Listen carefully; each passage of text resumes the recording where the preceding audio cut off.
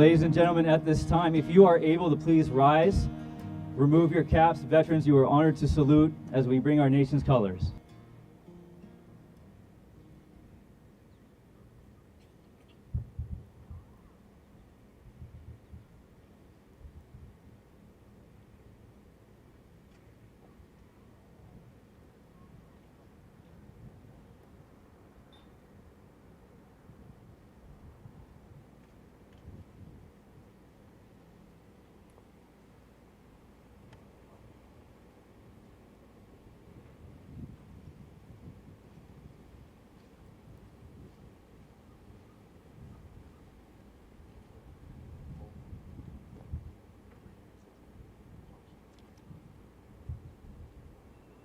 Ladies and gentlemen, if you are able to, please remain standing and join me in saluting our flag, honoring it in your hearts, and saying the Pledge of Allegiance.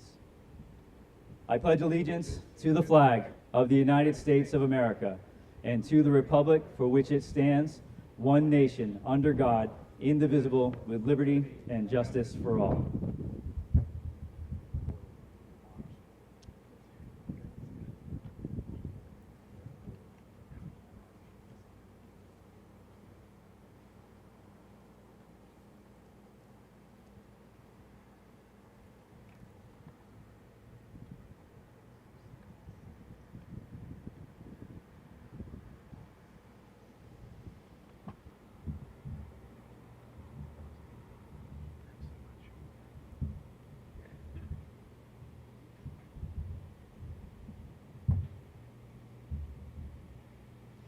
Please be seated, everyone, please.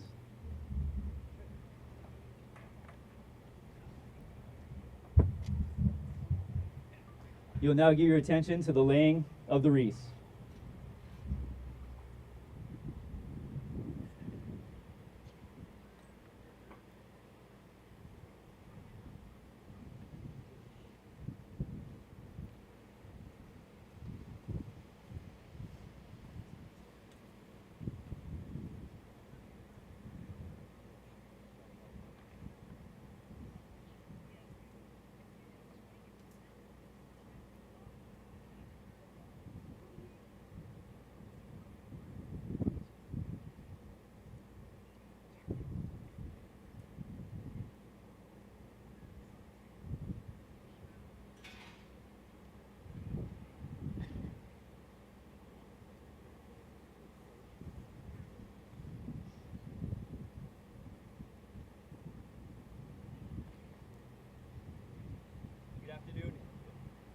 Good afternoon, everyone, and I want to welcome you to the apex of the Vietnam Traveling Memorial, the Wall That Heals.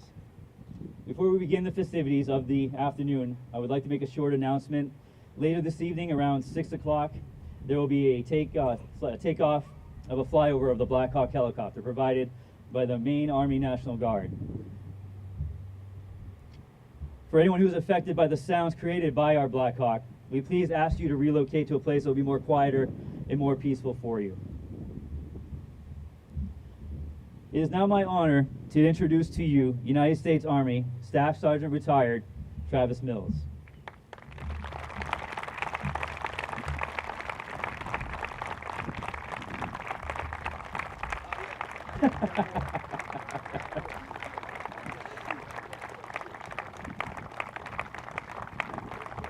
I got you, no worries. Staff Sergeant Travis Mills of the 82nd Airborne is a veteran, motivational speaker, actor, author, and advocate for veterans and amputees.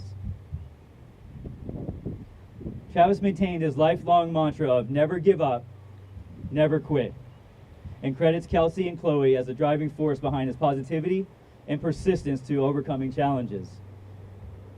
Travis continues to have an outstanding positive outlook on life and works to offer more adaptive opportunities for rehabilitated veterans and their families, and bringing the Black Hawk here. That's pretty good.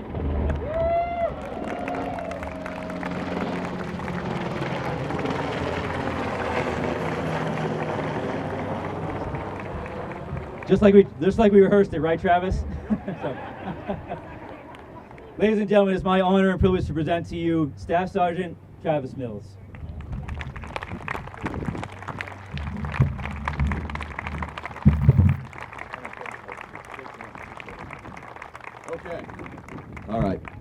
Okay, good. We're on. All right.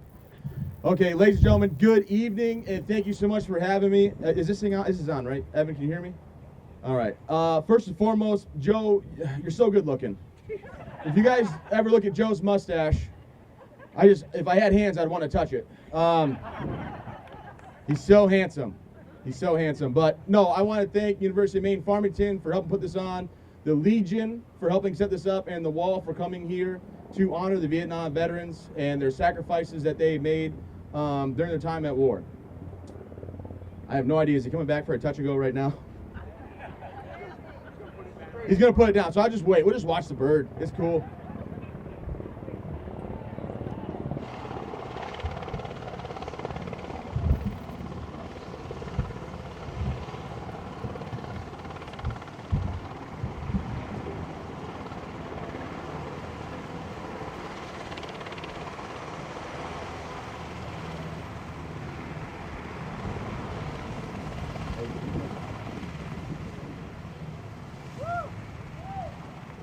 All right, ladies and gentlemen, I think we're ready to get underway here with the wonderful Blackhawk over there just flew in. My buddy Kevin is actually the pilot today, I guess, so that's awesome.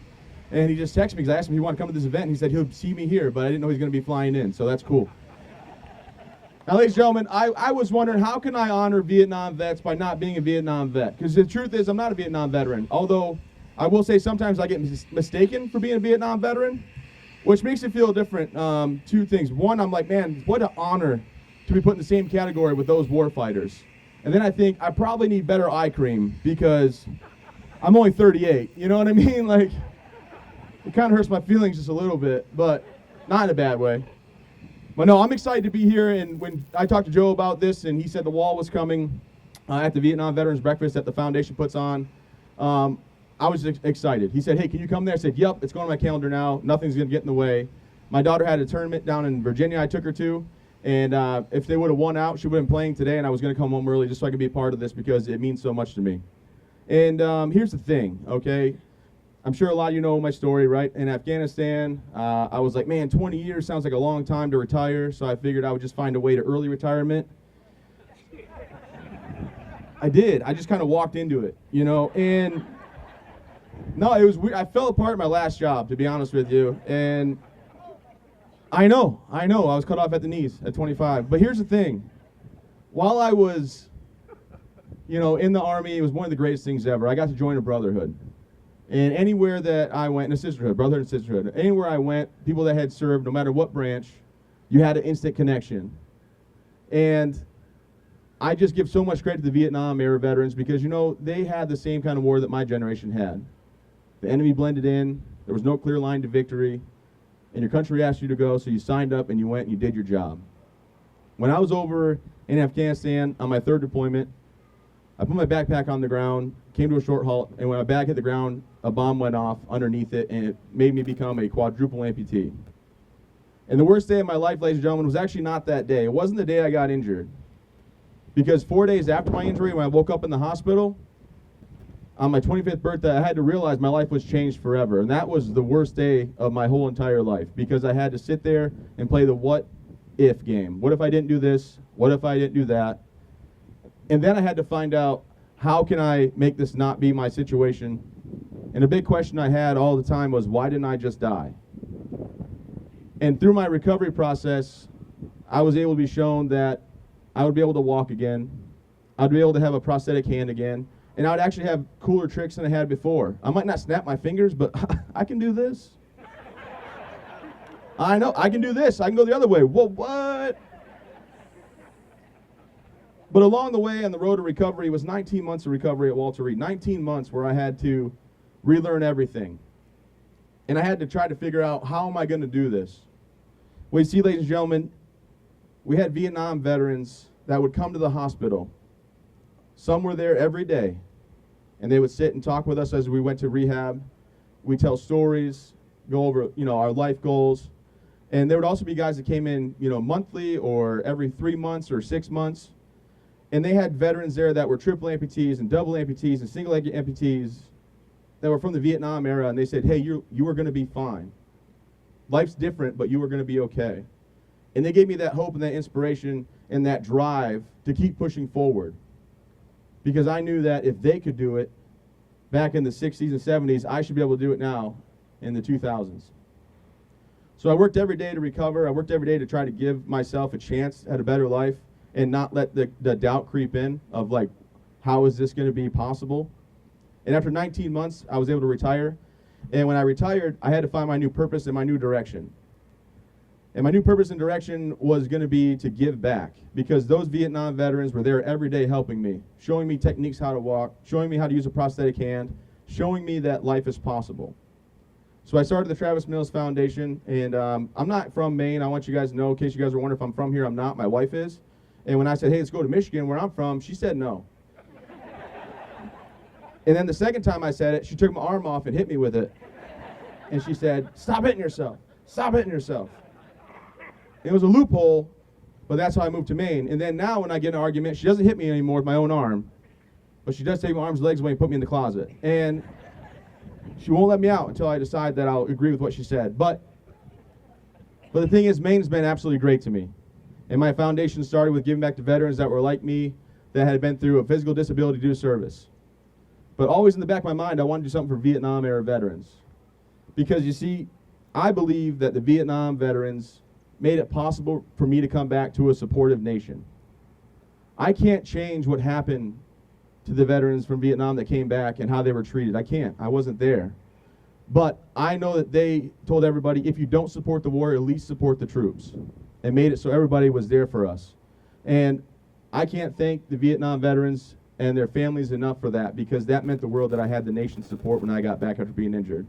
And I know that Joe didn't get that. And I know that other people in this crowd did not get that love and support that they deserved. So from a very thankful and proud veteran and American, I want to say welcome home and thank you for your service to all the Vietnam-era veterans here. So round of applause. Yeah, absolutely.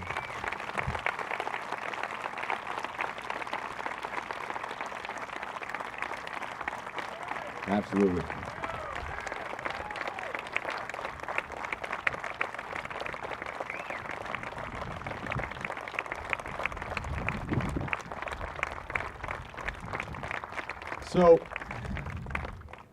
So with that, ladies and gentlemen, I mean, I am so lucky to live where I live and be a part of this wonderful nation. I want to tell the town of Farmington, job well done putting this all together.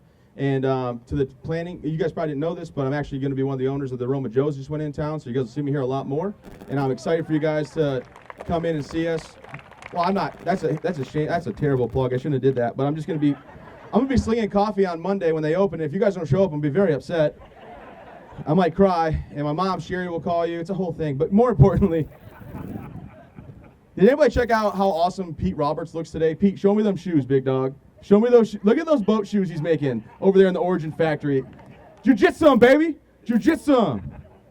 You're the sweetest dove. I love that, man. But, okay, sorry. Back to the event, Joe. Back to the event. Sorry. Okay.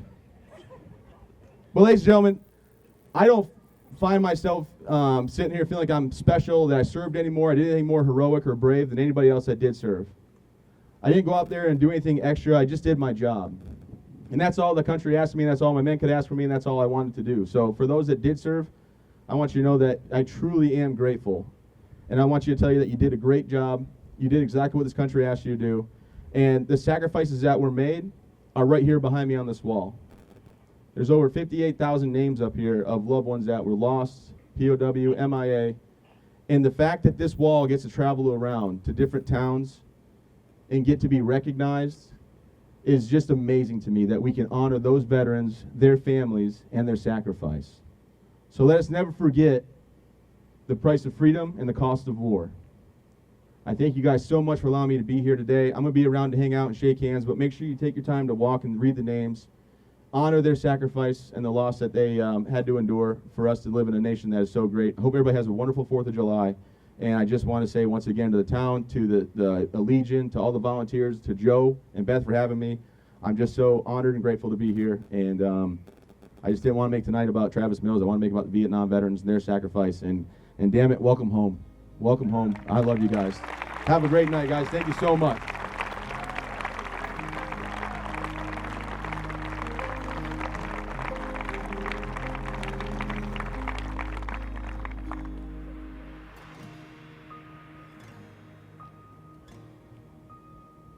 won't catch storms and legs from me, so you can be my friend.